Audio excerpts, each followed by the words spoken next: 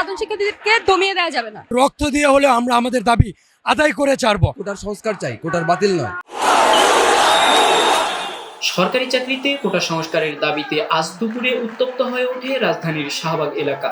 পুলিশের দেয়া ব্যারিকেড ভেঙে শাহবাগ থেকে ইন্টারকন্টিনেন্টাল পর্যন্ত অবস্থান নেয় আন্দোলনরত শিক্ষার্থীরা। এ সময় শিক্ষার্থীদের ভুয়া ভুয়া গো ব্যাক পুলিশ ইত্যাদি স্লোগান দিতে দেখা যায়। জগন্নাথ বিশ্ববিদ্যালয় সহ ঢাকা কলেজ ও ইডেন মহিলা কলেজের শিক্ষার্থীরা সমন্বিতভাবে শাহবাগে অবস্থান নেয়।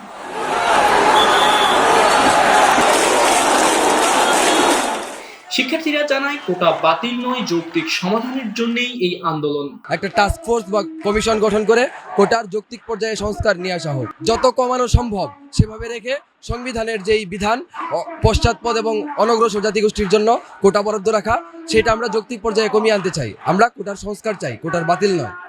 সরকারি চাকরিতে মুক্তিযোদ্ধা কোটা পদ্ধতি বাতিলের সিদ্ধান্ত অবৈধ ঘোষণা করে হাইকোর্টের দেয়া রায়ের উপর গতকাল স্থিতা অবস্থা জারি করেছে আপিল বিভাগ।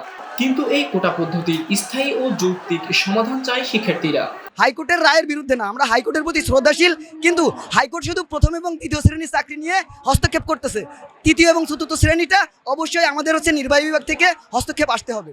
আন্দোলনরত শিক্ষার্থীদের পিছু হটাতে নানা মহল থেকে হুমকি হুঁশিয়ারি আসলেও দাবি আদায় না হওয়া পর্যন্ত কর্মসূচি চালিয়ে যাবার প্রত্যয় ব্যক্ত করে শিক্ষার্থীরা। সারা বাংলা ছাত্র সমাজের যে যৌক্তিক আন্দোলন, এই আন্দোলন আমি মনে করি কোনো হামলা বা হুমকি বা প্রশাসন দ্বারা বা বিশ্ববিদ্যালয় প্রশাসন দ্বারা দাবিয়ে রাখা যাবে না। যারা এতদিন হলে বসেছিল, রুমে বসেছিল, ওরা এখন মনে করতেছে যে না, এটা যৌক্তিক দাবি। আমাদের দিন দিন আরো মানুষজন বাড়তেছে, মোটেও হামলা আক্রমণ এসব হুমকিতে আমরা মোটেও পিছিয়ে পড়ছি না। সাধারণ শিক্ষার্থীরা মোটেও এসব জিনিসে ভয় পাচ্ছে না। আমরা আমাদের দাবি না মানা পর্যন্ত রাজপথে বসে থাকবো, আর এসব হামলা করে কখনো আমাদের সাধারণ শিক্ষার্থীদেরকে দমিয়ে দেওয়া যাবে না। প্রয়োজন হলে আমরা আমাদের রক্ত দিয়ে হলে আমরা আমাদের দাবি আদায় করে ছাড়বো। যে ধরনের হুমকি দেওক, ধামকি দেওক, সেসবকে আমরা কখনো ভয় পাই না। আমরা রাজপথে নেমেছি আমাদের দাবির উদ্দেশ্যে। আমরা দাবি আদায় না হওয়া পর্যন্ত আমরা রাজপথে আছি। অন্যদিকে লাগাতার ব্লকেট কর্মসূচি জনজীবনে প্রভাব ফেললেও পথচারীরা বলছেন কোটা আন্দোলন যৌক্তিক। সাময়িক ভোগান্তি হলেও সংশ্লিষ্টদের সুষ্ঠু ও স্থায়ী সমাধানের প্রত্যাশা জানান তারা। স্বাধীন হয়েছে 53 বছর হয়ে গেছে। যারা যুদ্ধ করছে তাদের জন্য করতেছে, তারা তো এখন বাধা পাইতেছে। ছেলেদেরকে তাদেরকে চাকরি দিতেছে, এটা দিতে ঠিক আছে। ওখানে নতুন প্রজন্ম নাতিপুতি তাদেরকে তার দেওয়ার দরকার ছিল না। এরা যে দাবি করতেছে এটা যুক্তি সমস্ত দাবি, এরা যে কাজ করতেছে এরা কিন্তু যুক্তিসম্মত কাজ করতেছে। স্টে অর্ডার দিয়েছেন মহামান্য আপিল বিভাগ, তো নিশ্চয়ই এটা একটা যৌক্তিক সমাধান। নিশ্চয়ই সরকার প্রধানও ভাবতেছেন, ইভেন সাধারণ মানুষ সহ পুরো দেশের পুরো জাতিটাই বিষয়টা নিয়ে নিশ্চয়ই একটা সুন্দর সমাধানের পথে আগাচ্ছে।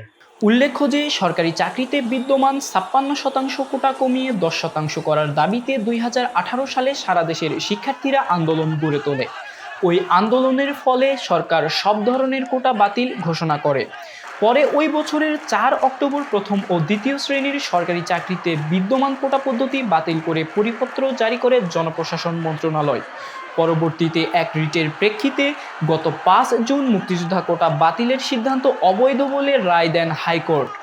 হাইকোর্টের রায়ের প্রেক্ষাপটে সরকারি চাকরিতে কোটা ব্যবস্থা বাতিলের দাবিতে গত 1 জুলাই থেকে ঢাকাসহ দেশের বিভিন্ন বিশ্ববিদ্যালয় এবং গুরুত্বপূর্ণ এলাকায় সড়ক মহাসড়ক অবরোধ ও বিক্ষোভ করে যাচ্ছেন শিক্ষার্থীরা।